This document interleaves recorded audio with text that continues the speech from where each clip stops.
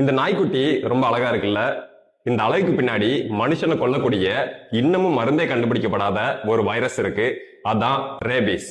இந்த rabies virus எல்லா பாலூட்டிட்ட இருந்துமே மனுஷனுக்கு பரவும்.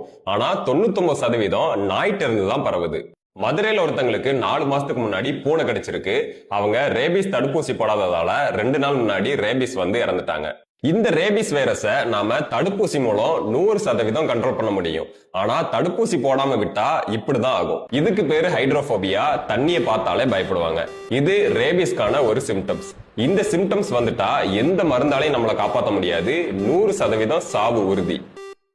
ஒரு வெறி நாய் நம்மளை கடிச்ச உடனே ரேபிஸ் பரவாது.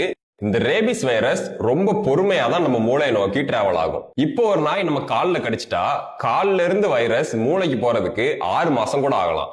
இந்த 6 மாசம் வரைக்கும் நம்ம உடம்புல எந்த சேஞ்சுமே நடக்காது. எப்போ இந்த வைரஸ் நம்ம மூளையை ரீச் ஆகி அட்டாக் பண்ணுதோ அதுக்கப்புறம் தான் இந்த சிம்டம்ஸ் எல்லாம் நமக்கு வரும். ஒன்ஸ் இந்த சிம்டம்ஸ் வந்துட்டா எந்த ஒரு தடுப்பூசியோ இல்ல எந்த ஒரு மருந்தோ வேலை செய்யாது. 10 நாள்ல இறந்துருவாங்க. அதனால என்னை ஒரு நாய் 1 மாசத்துக்கு முன்னாடி தான் கடிச்சது, நான் நல்லா தான் இருக்கேன்னு அசால்ட்டா இருக்காதீங்க. உடனே போய் தடுப்பூசி போட்டுக்கோங்க. தடுப்பூசியை பொறுத்தவரை படத்துல வர்ற மாதிரி தொப்புளை சுத்தி 40 ஊசி எல்லாம் போட மாட்டாங்க.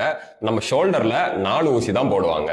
கடிச்ச அன்னைக்கு 1, 3வது நாள் 1, 7வது நாள் 1, 28வது நாள் 1, அவ்வளவுதான்.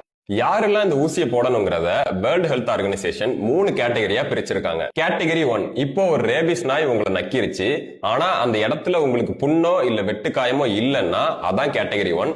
இதுக்கு எந்த ஊசியும் போட தேவையில்லை, நல்லா சோப் போட்டு வாஷ் பண்ணாலே போதும்.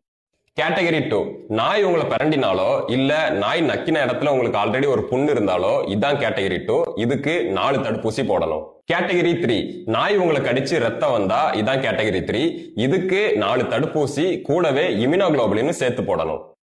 இம்யூனோகுளோபுலின்ங்கிறது என்னன்னா, இப்போ நம்ம தடுப்பூசி போட்டா அந்த தடுப்பூசியில இருந்து எதிர்ப்பு சக்தியை உண்டு பண்ணவே நம்ம உடம்புக்கு 2 வாரம் ஆகும். இந்த 2 வார டைம்ல நமக்கு ரேபிஸ் தாக்கிடக்கூடாதுல்ல, அதனால ஒரு சேஃப்டிக்காக எதிர்ப்பு சக்தியவே டைரக்டா கடிச்ச இடத்த சுத்தி போடுவாங்க. இதுக்கு பேரு தான் இம்யூனோகுளோபுலின். ஃபைனலா சேஃப்டி ப்ரிகாஷன்ஸ் என்னெல்லாம் பண்ணலாம்? ரேபிஸ் பேஷண்ட்ல 10ல் 5 பேர் 15 வயசு கீழே உள்ள குழந்தைங்க தான். காரணம் என்னன்னா, அவங்க நாய் கடிச்சா பயந்து போய் வீட்டுல சொல்லாம மறைச்சிருவாங்க.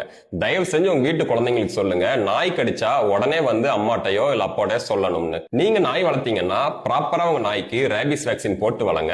தெருநாயோட உங்க நாயை சுத்த விடாம பாத்துக்கோங்க. தெருநாய்களுக்கு தாராளமா சாப்பாடு வைங்க.